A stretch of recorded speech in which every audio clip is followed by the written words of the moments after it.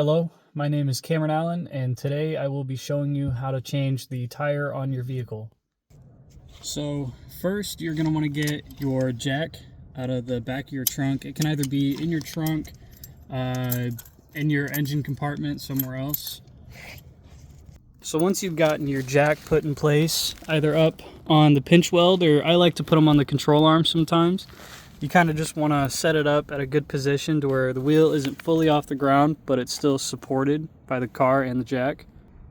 And once you get that supported, you're going to want to grab your lug nut wrench, either with your emergency kit or somewhere in the car, typically the trunk. And you're going to want to just crank the lug nuts kind of loose, not completely loose, but a little bit. So once you have your lug nuts loose, not all the way loose, just a little bit, enough to get them spinning, then you're going to fully jack the car up on the point that you set it.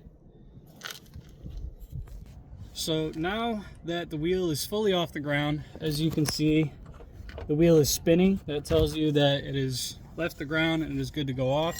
Now, with your loosened lug nuts, you can just slowly take them off one by one as you go. Make sure not to lose any of them. It is important that you keep them in a position or a place that you know where they are, because if you lose them, it's not great. So I usually just set them under the car by the jack where I'll remember where they are. You can also use the wrench that it comes with to take these off, but when they're loosened by hand like this, I just like to do it by hand because it's easy. That one was a little bit tight, so just get it going with the wrench. Sometimes when you loosen the bottom one, the wheel will kick up and the lug nut will also get tight. What you can do for that is right here, I have my hand just positioned right on the wheel, and that helps it from moving.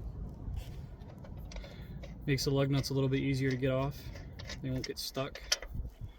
So once you have the lug nuts all the way off, sometimes it'll come loose like this, sometimes it'll be stuck, and if it gets stuck, all you have to do is you just stand up, kind of stand in front of it like this, place your foot right here and give it a good kick, and that'll knock it loose. Once that's off, you just take it off the car, roll it off, and then go and get your spare wheel, spare tire, whatever else you're putting on there. Once you get that, you roll it over. I like to position my feet kind of hugging the wheel because it makes it easier to put up. So then you kind of just use your feet to pick up the wheel and shimmy it right in place. You'll feel it kind of squeeze up against the rotor and everything else. And then when you're putting on your lug nuts, it's important to always put them on by hand to start them. You never want to put them on with a wrench or an impact gun. I mean, you can use those, but you never want to start the lug nuts with those, as you can cross thread them.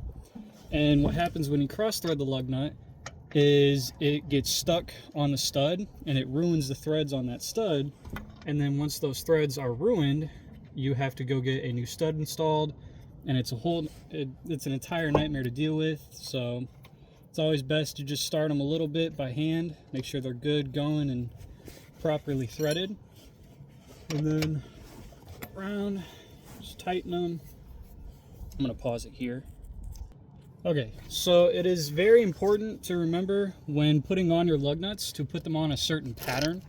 There is a tightening order that all wheels follow, and usually how it goes is it's just opposite of whatever lug nut you had. So for a 5 lug pattern, you're just going in the pattern of a star. So you're going 1, 2, 3, 4, 5, and so on and so forth, as you're just going opposite from each lug nut, and that just so happens to make a star.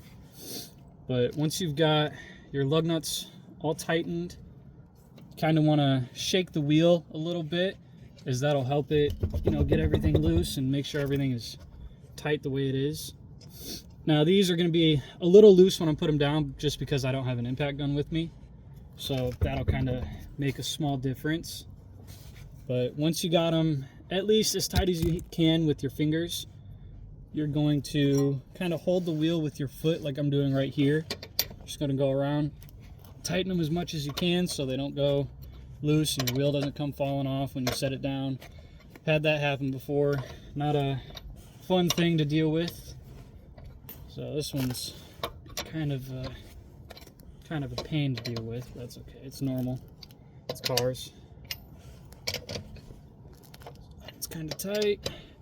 Now for all these, you don't have to get them, you know, insanely tight the first time around. You just get them tight enough to where they feel like they're on there.